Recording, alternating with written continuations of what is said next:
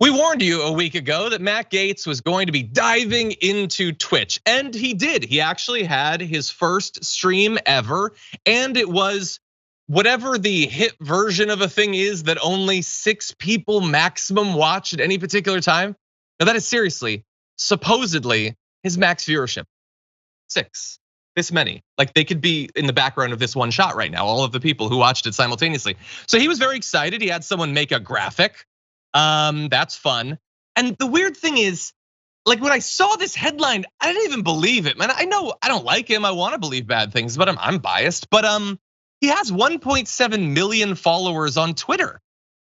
And he now does have 1.9 thousand followers on Twitch, but they apparently weren't watching. And so I tried to dive into this and I looked for the actual numbers. Like this couldn't be true.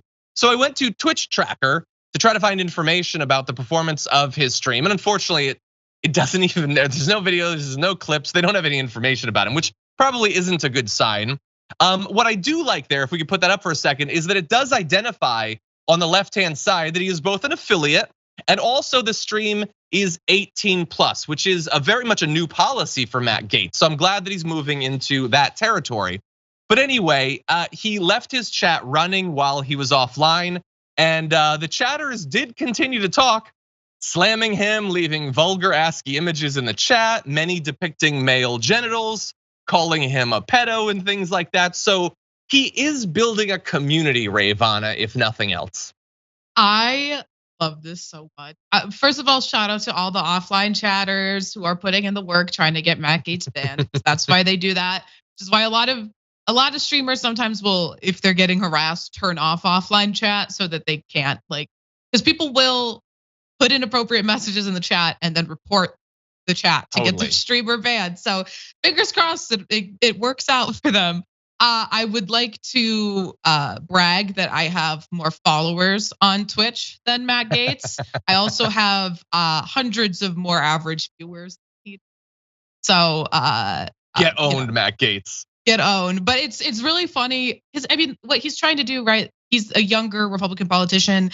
The idea is that he's, appealing to a young audience who uses Twitch. That's not who they're. Even if they are younger politicians, Marjorie Taylor Greene, relatively younger, Lauren Boebert, the Madison Cawthorn, who's no longer a politician, and God knows what he will be doing once, but once he's out of office. But so when it comes to all of them, they're appealing to old people. I'm sorry, their audience is not, just because they're younger, their audience is not like a younger generation of Republicans who are using Twitch. It's still older people who probably can't figure out how to add Twitch to their phones and will not be watching those streams. Yeah, and I'm not saying that no young people like Matt Gaetz. I mean, he's got his constituency of college Republicans who are technically 19 but look 40. He's got those, I guess.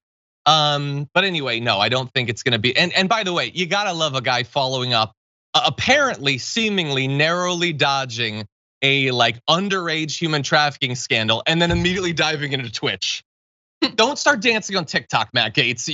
You're putting too much of the spotlight on yourself. But anyway, and by the way, projecting forward, flashing forward, I have no doubt that eventually he's gonna have some viewers at some point. He does have a lot of Twitter followers. And by the way, this is not a difficult product to sell.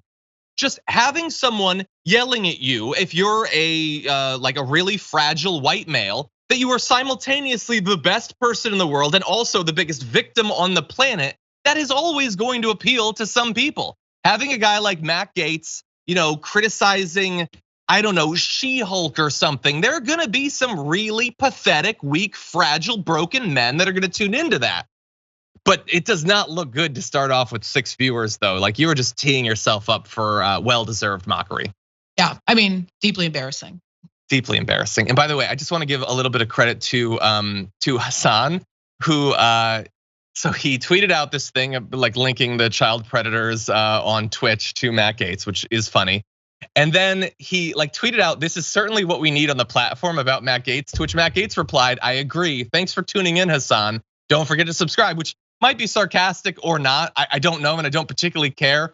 But it did provide the opportunity for Hasan to change his display name to Gaetz Pedo FBI Investigation, which then appeared underneath Matt Gaetz's quote retweet. So Well done, Hasan. Yeah, if you're gonna start a Twitch war with Hasan, you got to bring more than 6 allies, Matt Gaetz. Yeah, and just like you were saying, he has 1 million some followers on Twitter. One thing I've noticed streaming on Twitch, however many followers you have on other platforms is not necessarily a strong indicator of how well you will do on Twitch. Is there's not like a lot of cross-platform viewership in that case. So, maybe he'll never have more than 6 viewers and we can laugh at him until his, Twitch endeavor eventually fizzles out. Fingers crossed. I could use that. For more political news breakdowns, interviews, stories of activism, and me trying my hardest to care about the occasional big celebrity news story, subscribe to our YouTube channel at youtube.com/thedamagereport. And you can ring the bell wherever it is so you don't miss anything.